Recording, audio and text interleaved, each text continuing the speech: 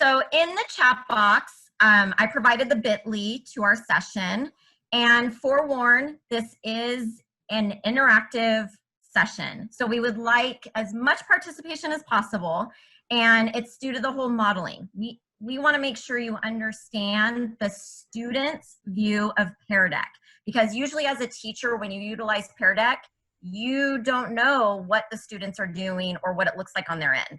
So you're going to be able to view it from the student end today. So go ahead and grab our bit.ly, which is our session. Okay, so remember, with you and Peardeck with us, we're modeling. We would like participation when you can. And you're going to notice something different. You're going to notice that we have control over the presentation. So you can't move forward. Okay, so you're going to be staying in sync with us. Now, please be in mind also that Peardeck does have student mode, which does make it asynchronous. So it's for both. So this is something you might want to do whole group, again, teaching students the platform of Peardeck before you share asynchronous student mode for Peardeck.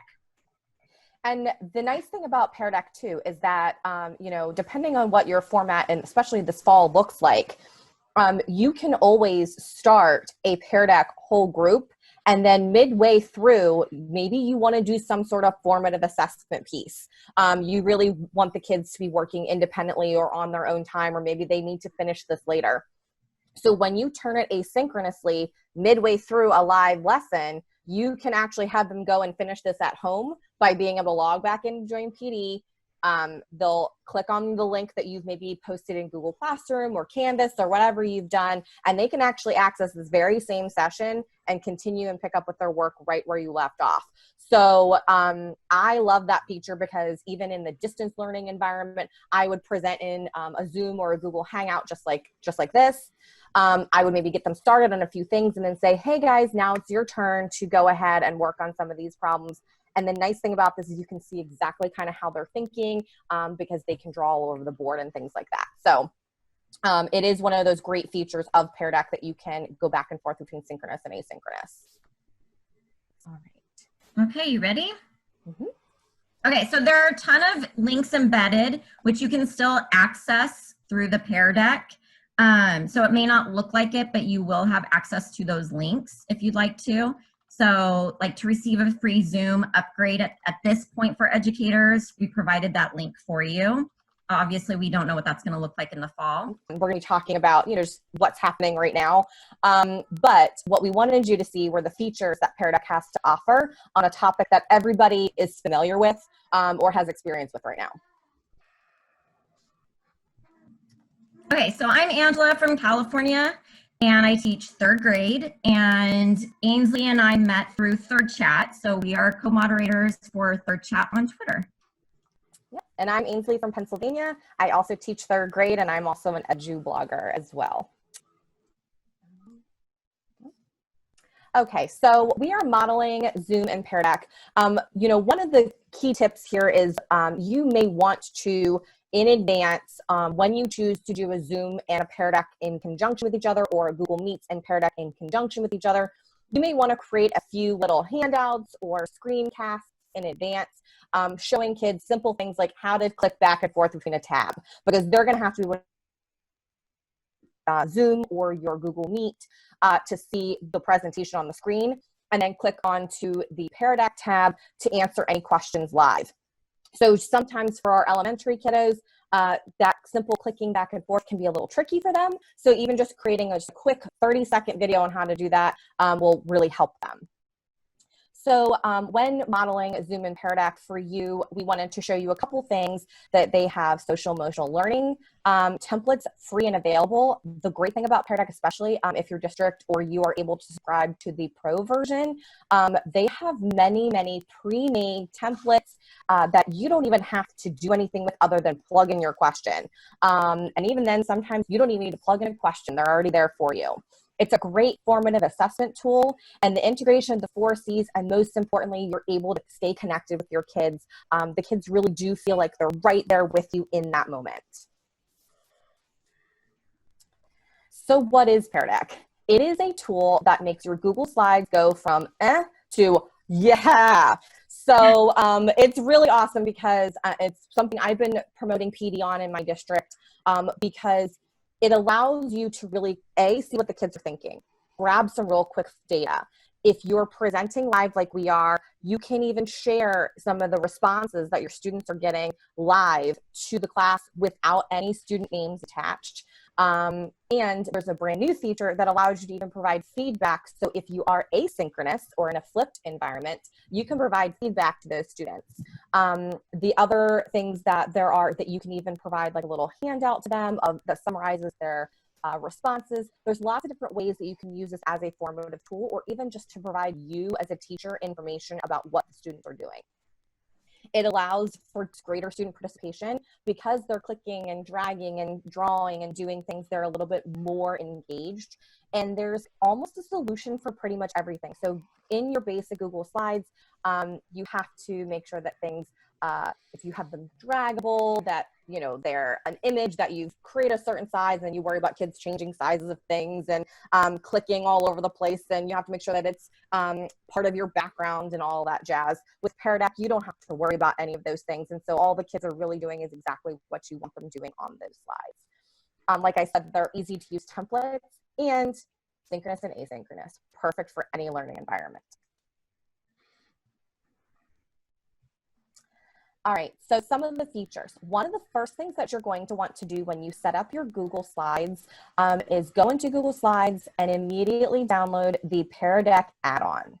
The Peardeck add-on is going to be your best friend in incorporating all of these features into your slides. When you download the Peardeck add-on, when you go into your add-ons at the top, all you'll have to do is click Peardeck add-on, and all of these options that you see right here on the screen will pop up. These are more of the types of tools that you would use if you have a very specific idea in mind of what you want to have. Text and choices show up on the side of their screen when they respond. Drawing and draggable show up right there on the screen. And there's some other features as well. But if you're really just learning how to explore this, all these templates will also show up in your Peardeck add-on that shows up on the side of your Google Slides screen. And that's actually a really great place to start. So we're actually going to show you some of those templates today and how easy you just download them, plug in a few things, and just play around with it. Okay, so one of the things that we discussed in the last session, so if you were in the last session about HyperDocs, we presented on Hyper Slides, which can also be integrated with Peardeck. And we talked about, Matt called them rituals. Honestly, we call them procedures and classroom management. I know a lot of people are not fond of that, but it is what it is. So a friendly reminder that you're going to want to tell your students is please mute your mic, or you might want to have access to that depending on what the norms are for your class when you are teaching.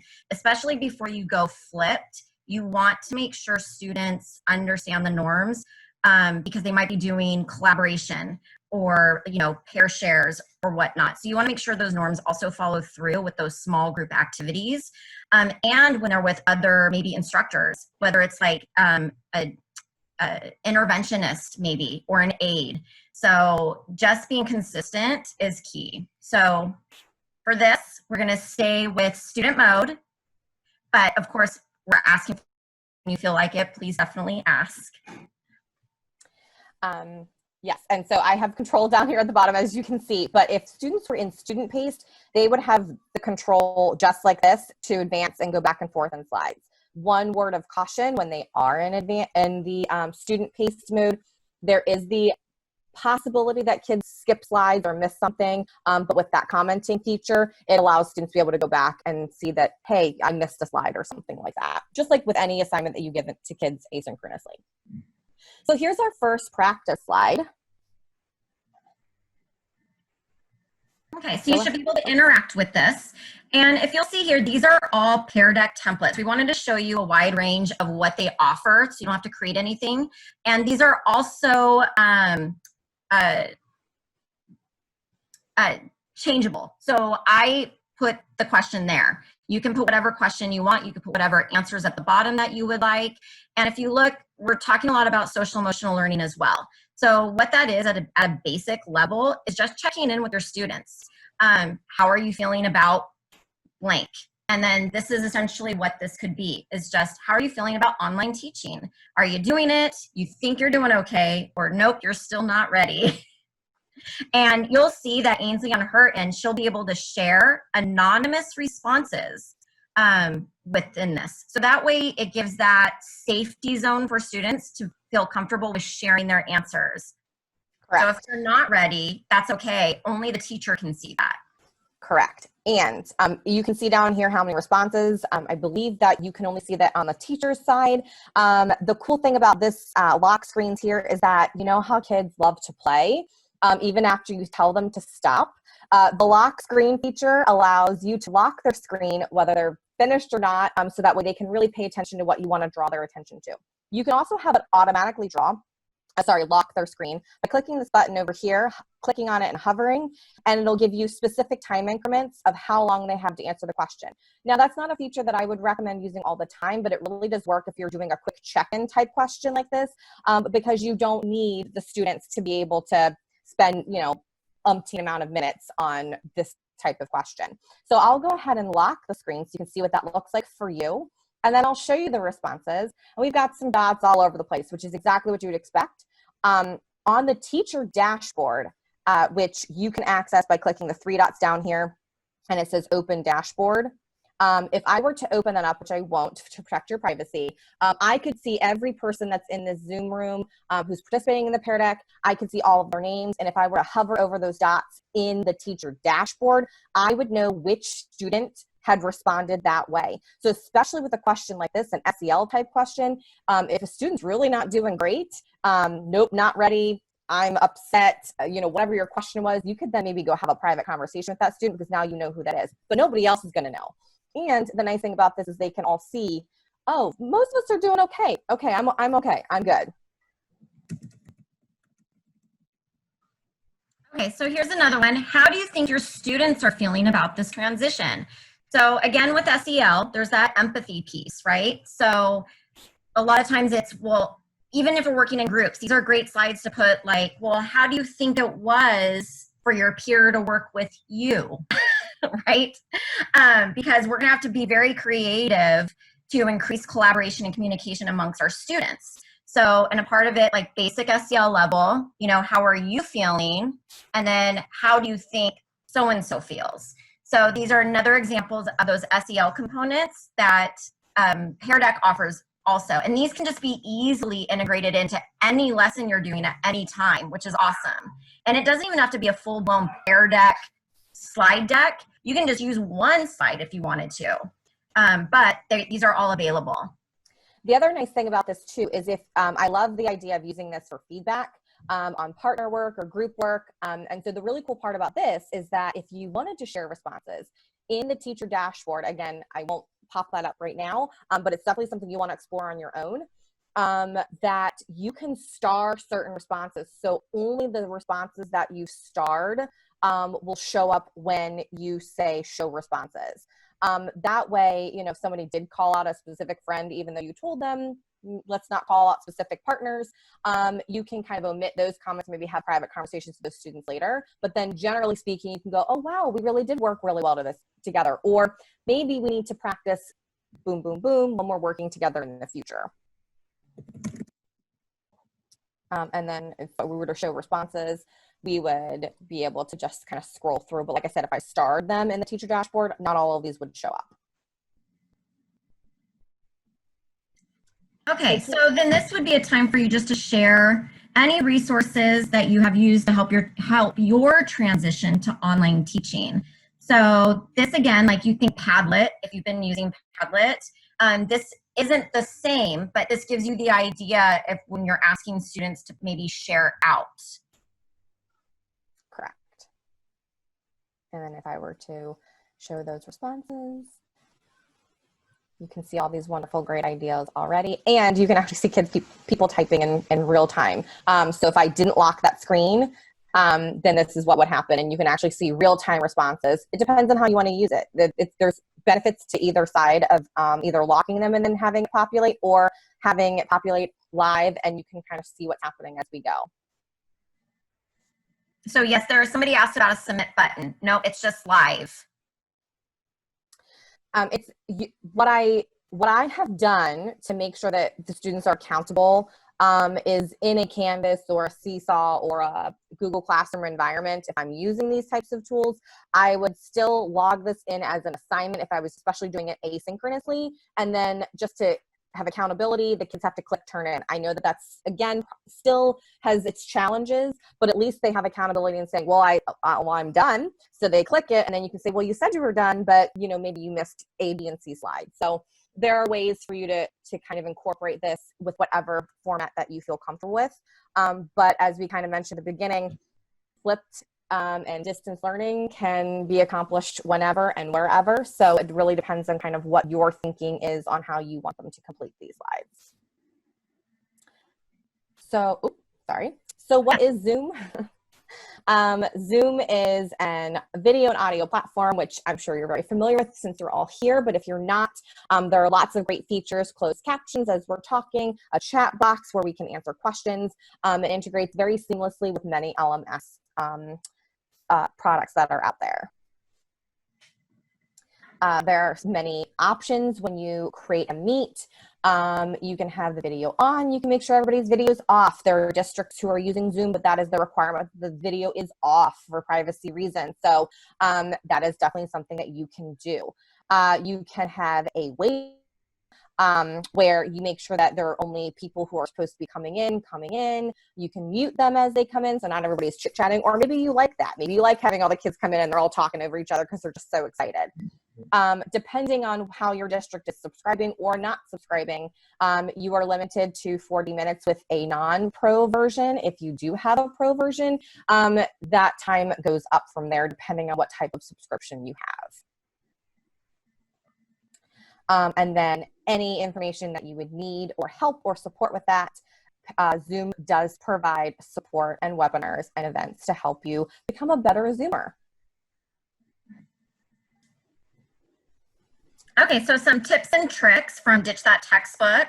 So these are infographics that you can use with your students. We're talking about those norms. They're available to all educators. There's links embedded. So if you click on the image, there's a link embedded there for you. So we provided pretty much, I would have to say, every type of resource we're providing you, there should be a link attached to it. Okay, so we're going to take this moment of silence. And again, this is a Peardeck slide. Before we begin, sit quietly, take some rest to calm your mind, and we're going to reflect on current events. So depending on what you teach, so for English, elementary, English language arts, we do integrate social studies and science. So we will be teaching social studies and possibly within English language arts as well. And with that, we know going back into the school year that there are going to be times that current events do come up. So if you need to provide a lesson on that or a check-in of some sort, Peardeck has these great slides to really support that.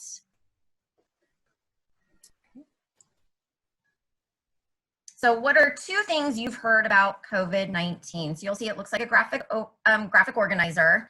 So it separates the two options or choices. And then that way too, you can even tell your students, if 2 is too hard, let's try to fill in that number 1 box, right? So, number 1 first, if you've got 2, great, fill in both boxes. And the fun thing about the drawing tools, and this is something where when you first introduce this, I recommend having kids just play around with some very fun slides and using a variety of different types, because a drawing slide doesn't necessarily mean drawing. You could find the text tool with the T down at the bottom, and the kids could click in each box and type their responses, but it does require a little bit of playing for them to get used to how those text boxes work. There's also highlighting tools and all different kinds of things, which are also amazing features for highlighting text and those types of things. But what you want to make sure that you do is definitely provide them an option to play with that option before you start, because learning how to use the tools is probably the biggest part of making sure that your Peardeck lessons are effective. So if we were to show responses, I love this. That's awesome. That's amazing. But yeah, so you could write with the pen. It looks like somebody did type in the box, so you figured that piece out. But again, this is definitely something that you would want to do, especially if you do have a moment of time where you can be live with your kids. That would be a great time to kind of practice and these types of responses. And especially too, I know a lot of teachers are diving into sketchnoting. And this is a great way to differentiate and just, keep those choices open for your students. Absolutely. Okay, so, we're going to be doing a lot of research this year. Oops, sorry, A guys. lot of students are going to be online talking about things. And this is a great slide, I think, for almost any subject area. And this is literally from Peardeck. I did not recreate this, but from what sources have you heard about it? And this is a time not for judgment, not for feedback, but literally just to have students just share where they're getting their information. So again, sorry, Ainsley, one of the things I brought up in the last session was essentialism. Making sure that what you're presenting, what you're teaching, what the kids are learning is essential. So you don't want to grade everything, right? You just want those formative assessments. And that's primarily what this is. And the cool thing again about in the teacher dashboard, the really interesting part about this is you can view their responses in a variety of different ways. You can view their responses as tiles where you see each individual child's response on this type of question. You could have the slides overlay on top of each other so you can see trends, which is really neat. You can organize them by name. You can organize them by what time the students submitted their response. You can kind of see, oh, this chunk of kids did it today. This chunk of kids did it yesterday. So there's a lot of ways to kind of look at the data that you're gathering. This is one way that you can view it. When you're sharing the response, this is the overlay feature. Love this one because then you can kind of see what's happening. Seems like very few people were using the newspaper, but we're seeing a lot of other things going on elsewhere. So it allows you to kind of gather that data in a different way. So then this is just an easy, like in the classroom, we use thumbs a lot. Do you trust all your sources? So this is a question you might want to ask your students. Again, not a time to validate, but just to recognize, like the reflection. So we want kids to reflect on their learning too. So this is a great way to have them reflect and you're assessing at the same time. And this could be used for something as simple as, do you feel like you understand this lesson? How are you feeling after this portion of the lesson? Do you feel like you could teach this to somebody else? You can change these questions to literally whatever you want it to be. With this trust your sources, I know my third graders have to go and do research. One of the things that we present to them are some sources that are not as trustworthy as others, and the kids have to rate them and decide which ones are the more trustworthy resource to use. So even in the third grade level, they're starting to learn that there are fake sites, real sites, things that might have more opinions, where they're even just getting information about animals. Then you could show those responses. These are all overlaid against each other. This would be the grid layout where I could see each individual person's. Again, in your view, you would see all their names attached. In this view, because you're presenting it, you don't see their names attached, or you could do the scrolling version.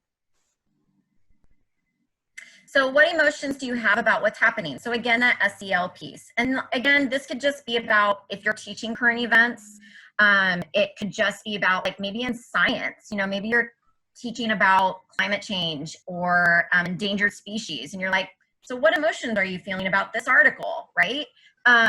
Because those are opinion pieces as well, point of view. You can use this type of template for any subject area, even math. So how are you feeling about this particular strategy we just went over, Or show me your strategy. Yeah. This, I think, goes across all grade levels because you could really pose a really higher order thinking problem to your kids and say, okay, show me at least how you started to tackle this problem. Start working. How would you break apart this equation to solve the problem?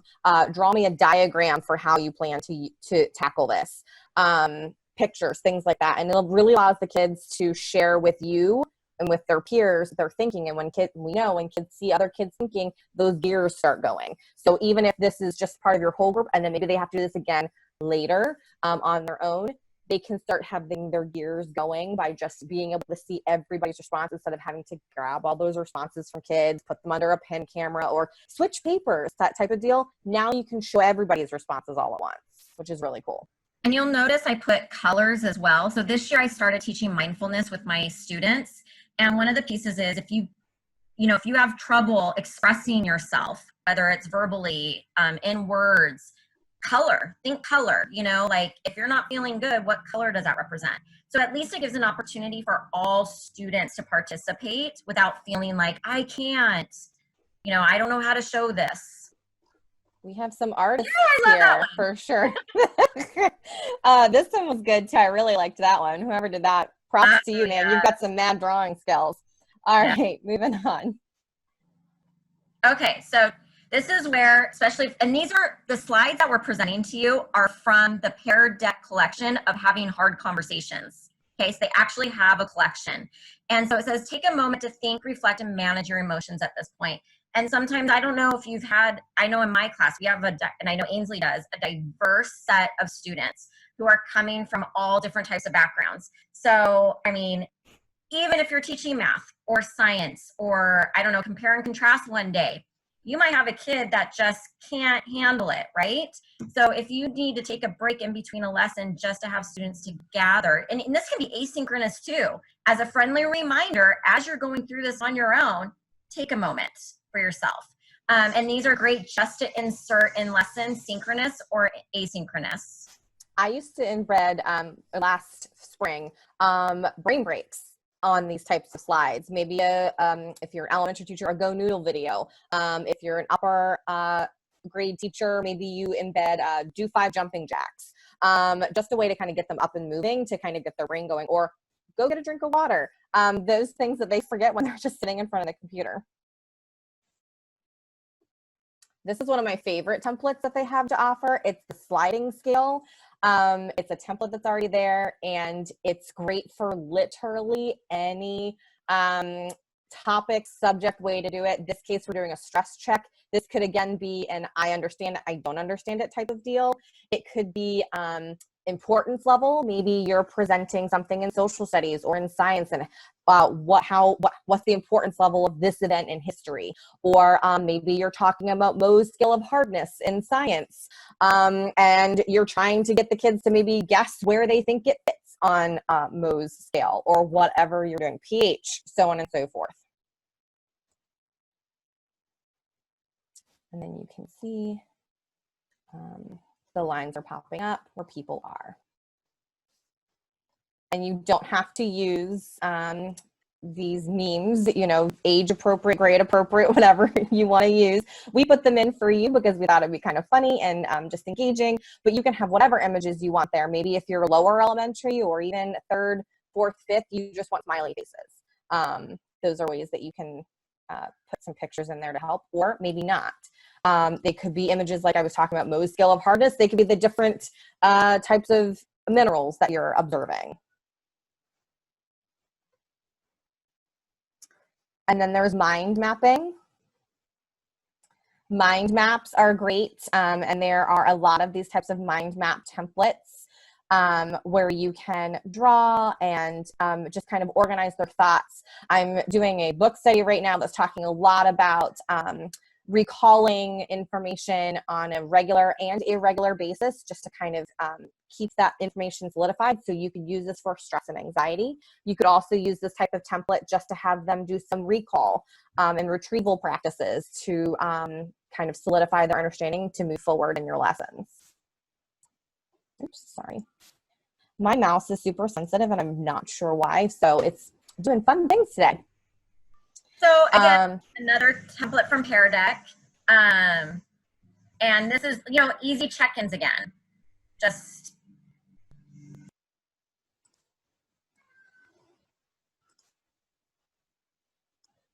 So very quick and simple.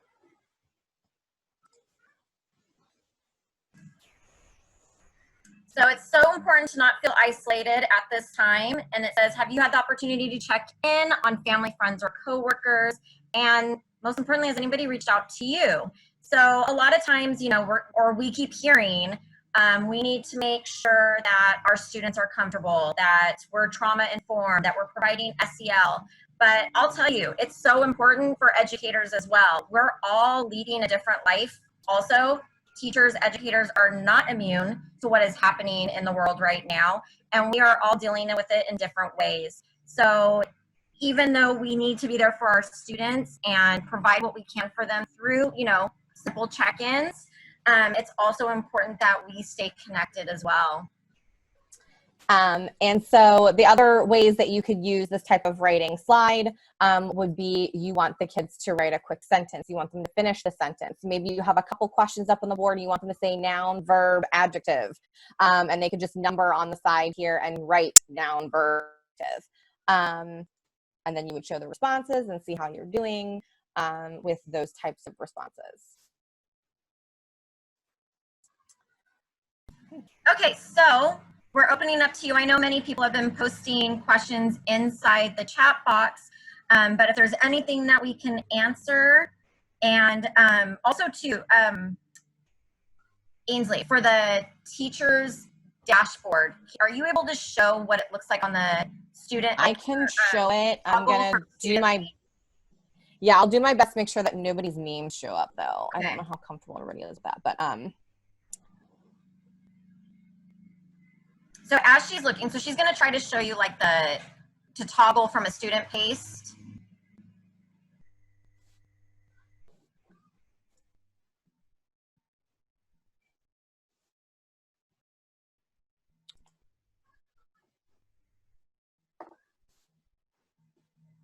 Is it student paste?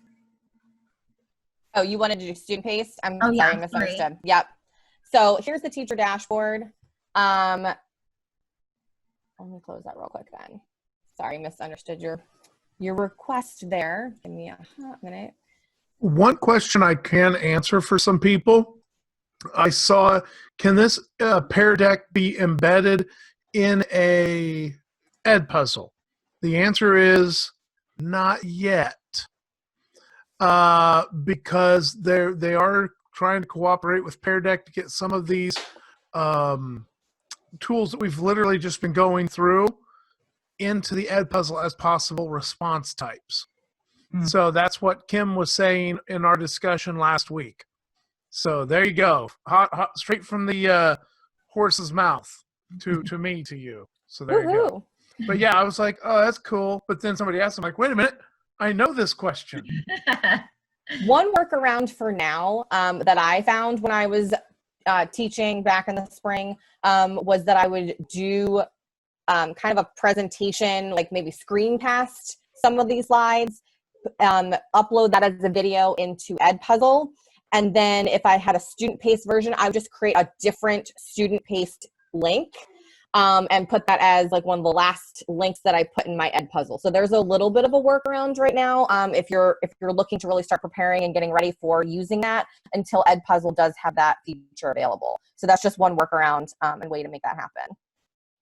Okay, so Angela had said, how do we make the student paste from here? Literally at any time from your screen, you click the three-dot menu, just like with most other applications, there's a three-dot menu, turn on student paste, and if I were to click that, it would populate, got it.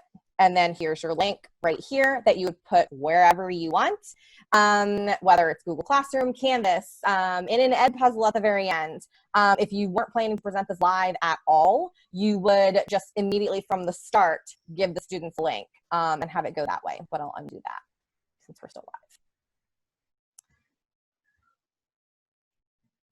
I know students don't have to either have an account to Peardeck, and they don't need the add-on.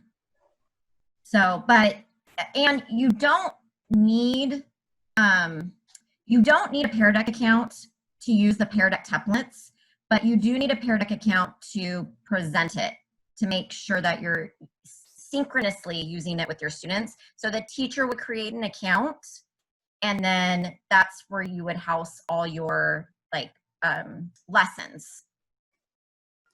Yeah. Are there any questions? Okay. So we hope this was helpful. You know, again, with any type of new tool or resource, definitely start small. I mean, Peardeck has so much. We have so many resources at the end of our session too, that they even collaborated with Newsela. So they have many Newsela lessons that you can literally just take and go if you needed to. You don't even have to do anything to it. They have, so you can start small instead of like, if you're like, I don't know where to begin, I don't know where to start with like creating a Peardeck. They have their pre-made lessons already available. Yeah, I definitely suggest starting there. When I first started out, I just went straight to the templates and plugged a bunch in and just did my thing with it.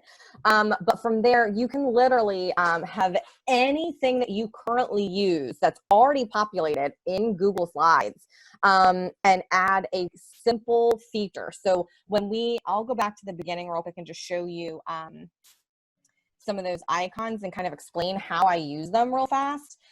So the text feature, maybe you have a question on a Google slide and you used to have like a text box there that they could type in. Well, we know that can get messy. So maybe you want to use this text feature just like you did over on the side of your screen. And all you do is click this button in the Peardeck add-on and it turns that slide into a text box slide. Maybe you did have some questions that maybe you could turn multiple choice and you could ask a question about your slide. You would click the multiple choice button here. You could do the drawing slide. Maybe you have a math problem populated. If you have a math question already there or any type of question, you could click the drawing slide and now that math problem is now something that they can draw over. Maybe you have a passage that you really want them to annotate. The drawing slide allows them to highlight, write text, make some notes, and then you can see how they're annotating that text. Draggable slides, same thing. Maybe you want to say something like, put a check mark over all the verbs in this sentence. You could then have a bunch of check marks sitting over there. They can drag them over all the verbs, and now you have a quick check.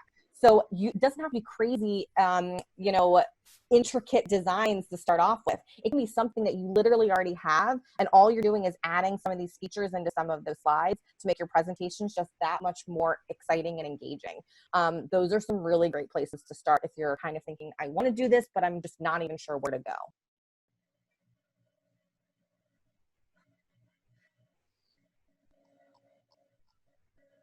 So we're going to do our final check-in with you.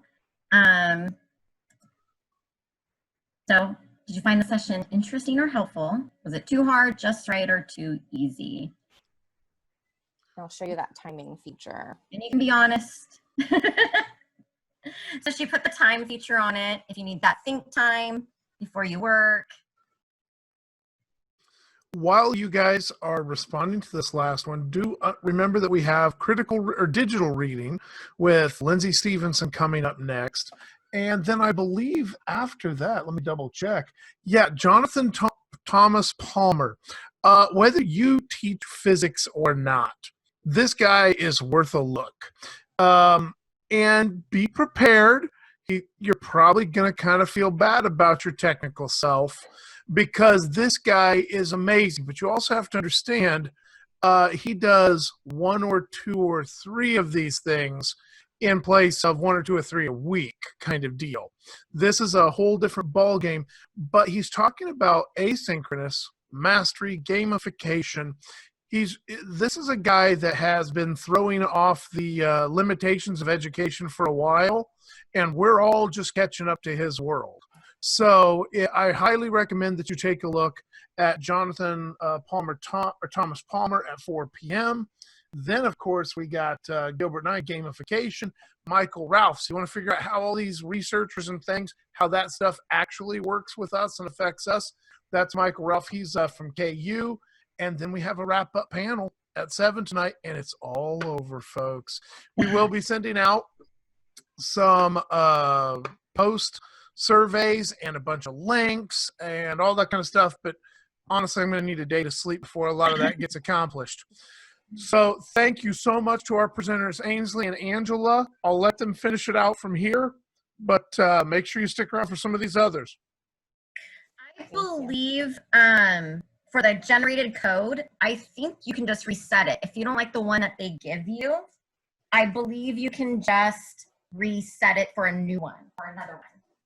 Yes, that is definitely a feature. I think you just refresh, or I can't remember at the top of my head. I apologize. But there is a way to just generate a new code. If for some reason it spells something that you don't like, or it has something that doesn't seem good to you. But the codes are always going to be those simple couple letters. And the nice thing too is they populate right at the top of your screen the entire time you're presenting. So somebody gets booted out by accident, they can jump right back in by clicking on the link and so on and so forth. So that's always really nice that it's always populated there for the students when they are coming into a live version. In a asynchronous version, that link is already going to be there. But it's always going to be this 5-letter code. So if this spells something weird, just refresh or exit out and populate a whole new code. Another quick question. This is universally formative in nature, correct? There's no way for summative assessment, such as scoring or grades or anything like that. So like, this would be a horrible tool to use for a multiple choice question that you wish to record a grade. It would be great if you say, okay, hey guys, which one do you think is right? Formative, not did you get the right answer? Summative. Agree. Okay. Correct. It does give you good information on how they're thinking, but I would definitely consider using, and you can even embed that at the end of a Peardeck, some sort of Google form or some other related tool to kind of gather that more summative data. But this is a great kind of place to kind of start and maybe even gauge where you want to go next. Awesome. Oh, the other thing too is I know that some of you here are probably not elementary and you are upper grades. You can populate more than one code and each class gets their own code so that you don't have to sift through 130 kids.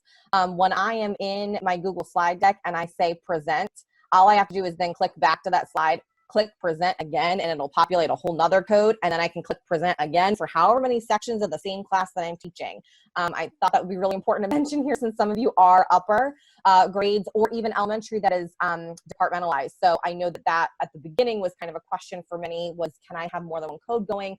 Very early on in Peardeck, that was not a possibility. Now it is, you can have as many of these going. I probably have some slide decks that have maybe 8 or 9 different codes going because something happened, so on and so forth. When you go into Peardeck 2, if you want to close a session, they're really easy to end sessions. So when we're finished here, what I will do down here at the bottom is I will end the session. When I end the session, it'll allow me to name the session like geometry section 1 or period 1. And if it was a live session, then I can go back to that session at any time, named or not. But the nice thing is if I name it now, then I can go back and go, okay, this is my period 1 presentation that I did to everybody live. If you do it asynchronously, when you go into your teacher dashboard again and you look at all of your lists of all your sessions, you can rename the session directly from there. So I recommend doing one link at a time, renaming the session, whatever section that you're teaching, and then creating another link with that same presentation and then renaming and kind of doing it that way. It is a little bit of a process to do it that way, but it will benefit you in the long run. But it does save all of the responses either way, right? Correct. So even if you Awesome. forget to name it, if you look at your student roster, you'll know which section's which, hopefully. But yeah, so regardless of what happens, if you forget to save it, you forget to rename it, whatever, all of your student responses are still there. So student paste is asynchronous. That's the way they name it. But then Ainsley, I don't know this because I am not creating multiple of the same, but it says, if you discover a mistake, does it update for all the codes or do you need to make all new codes for the fixed slides?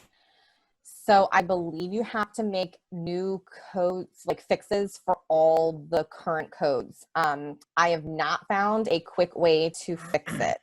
So that is kind of one of those things where you really do want to make sure that your slides are pretty good to go before you start making all the codes for your classes, or even test one with a code on your own. Just kind of click through and just make sure it does what you want it to do or looks the way that you want it, and preview it that way before you send it out and make all those different codes for the same session or for the same slide deck, sorry.